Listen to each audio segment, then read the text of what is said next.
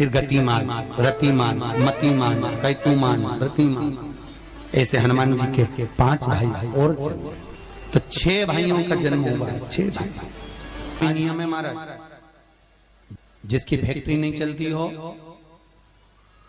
Property की आप खरीदारी बेचादारी करते हो, प्रॉपर्टी से जुड़ा हुआ काम करते हो, या लोहे से जुड़ा हुआ करते हो, या फैक्ट्री आदि का कर्म करते हो, कोई मैन्युफैक्चरिंग करते हो, वो नहीं चल रहा, तो हनुमान जी के उल्टे पांव का सिंदूर लीजिए और हनुमान जी के दूसरे नंबर के भाई गतिमान का नाम लीजिए। किसका नाम लेना है? गतिमान।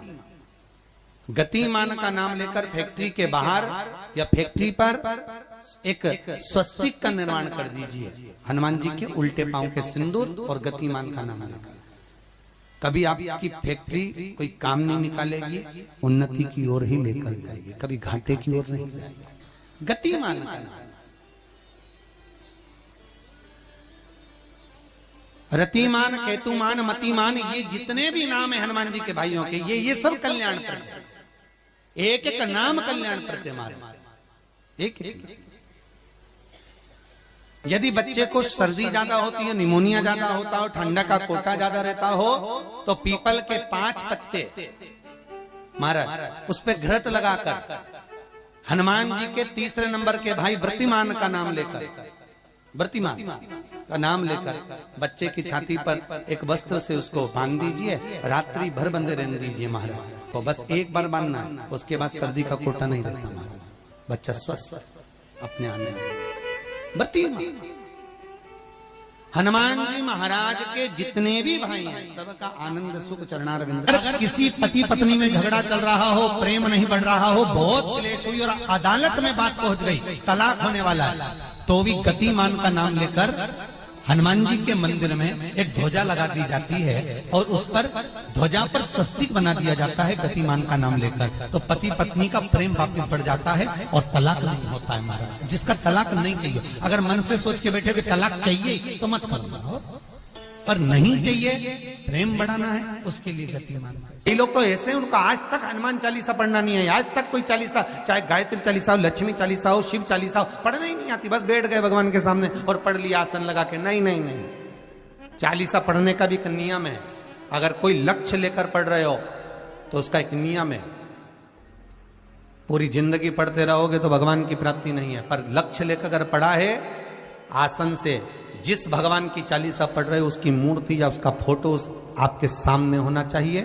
एक घी का दिया, अगर हनुमान चालीसा पढ़ रहे हो तो या तो घी का दिया जलाओ, वो भी गाय के घी का हो, भैंस के घी का मत जलाना, हनुमान जी कभी प्रकट नहीं होंगे भैंस के घी से। घी का दिया लगाइए अगर चालीसा का पाठ कर रहे हो हनुमान जी का।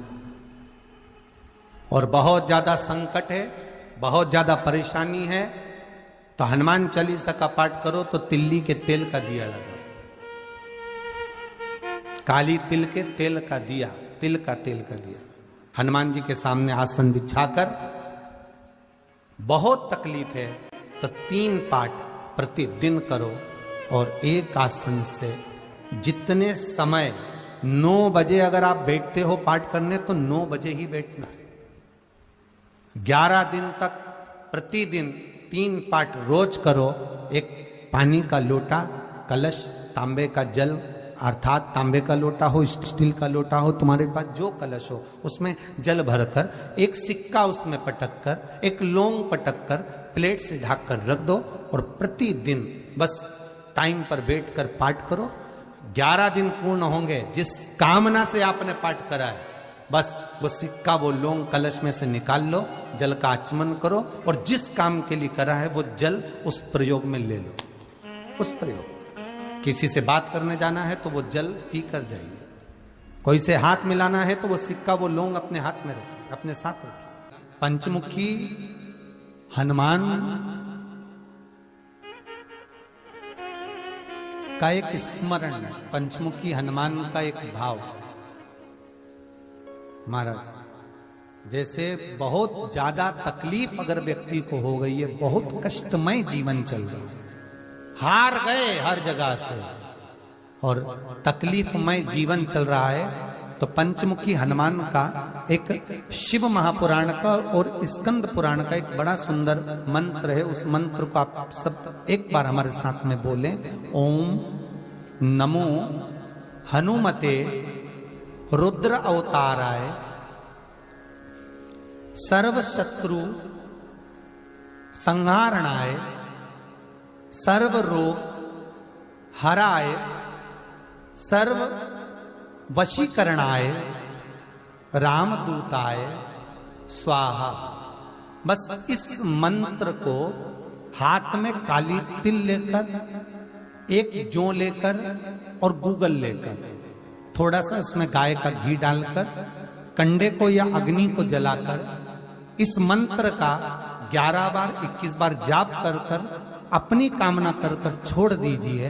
कैसा भी रोग हो, बीमारी हो, कष्ट हो, दुख हो, तकलीफ हो, 21 दिन के अंदर वो आनंद आना प्रारंभ कर देता है। इस मंत्र, स्कंद पुराण का, शिव महापुराण का ये मंत्र मूल पंचमुखी हनुमान सुख देंगे। और एक और चीज याद रखिए हमारा,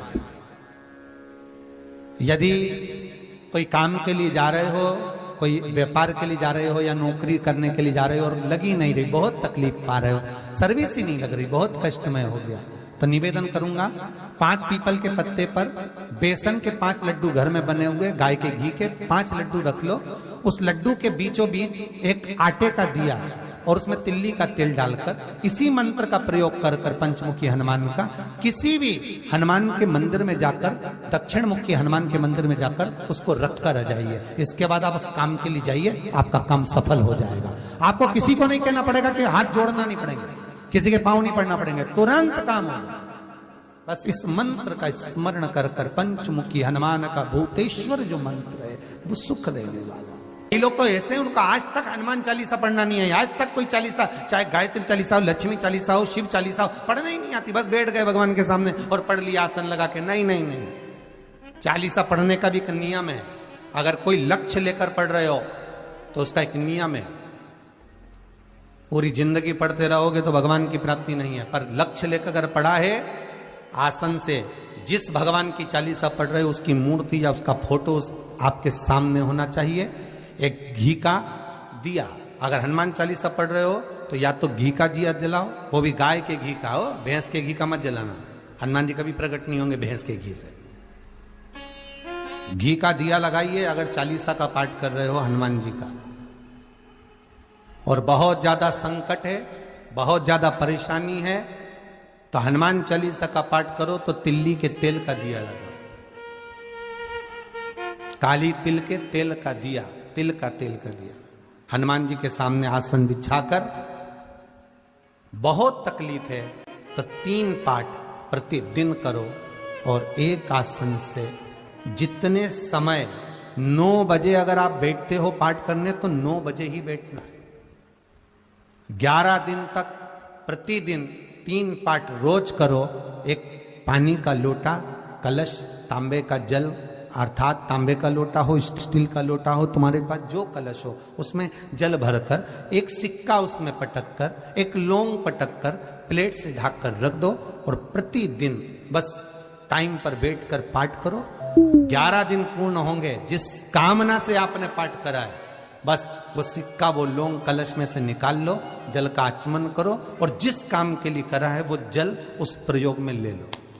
उस प्रयोग, किसी से बात करने जाना है तो वो जल पी कर जाइए, कोई से हाथ मिलाना है तो वो सिक्का, वो लौंग अपने हाथ में रखिए, अपने साथ रखिए। राम जी महाराज जब गए, हनुमत चरित्र कथा, राम जी महाराज जब जाने लगे तो उन्होंने हनुमान जी से कहा कि तुम क्या चाहते हो? हनुमान जी बोले मेरे को जाना है, क्योंकि जहां राम वहां हनुमान। हनुमान जी जब कहने लगे कि मेरे को जाना है तो राम जी महाराज बोले नहीं नहीं हनुमान, तुझे सबसे ज्यादा प्रिय क्या है? तो कह राम।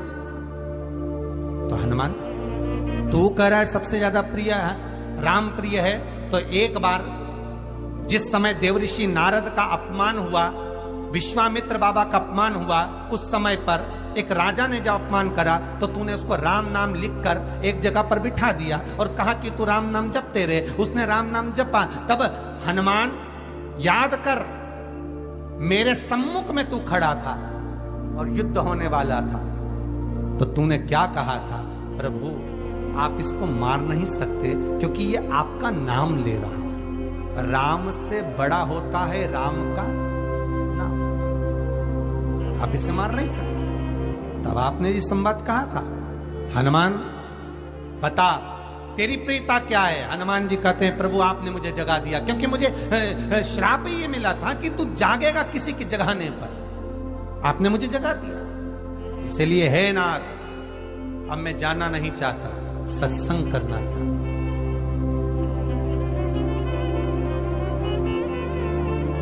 श्री राम जी का चरित्र, अब मैं सत्संग करूंगा, भजन करूंगा, नाम जाप करूंगा।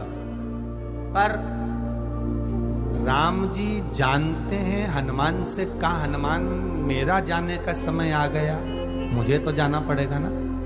सीता पृथ्वी में चली गई, मुझे भी जाना है। मैं सरयू के जल में अपने प्राणों को त्यागूंगा, मानव का शरीर है इसको त्यागना तो पड़ेगा ना हनुमान। हनुमान जी बोले तो त्याग दो, त्यागने में क्या दिक्कत है, त्यागो आप तो। पर दिक्कत एक बहुत बड़ी है। तो राम जी ने जैसी कहा दिक्कत बहुत बड़ी है, तो हनुमान जी पूछे ऐसी कौन सी दिक्कत है?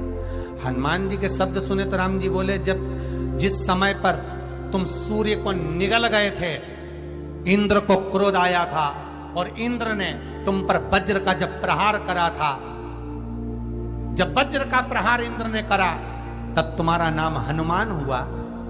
तब सारे देवी देवताओं ने तुम्हें वर प्रदान करा। उस जगह पर यमराज भी खड़ा था, तो यमराज ने तुम्हें वर दिया था कि जहां हनुमान होगा वहां यमराज नहीं होगा।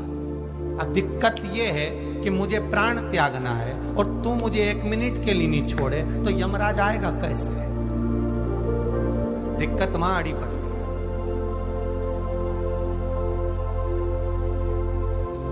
हनुमान जी मुस्कुरा के बोले राम जी महाराज से, प्रभु मैं आपके बिना रह नहीं सकता। तो राम जी बोले मैं भी जानता हूं कि तू मेरे बिना नहीं रह सकता, पर एक काम तो कर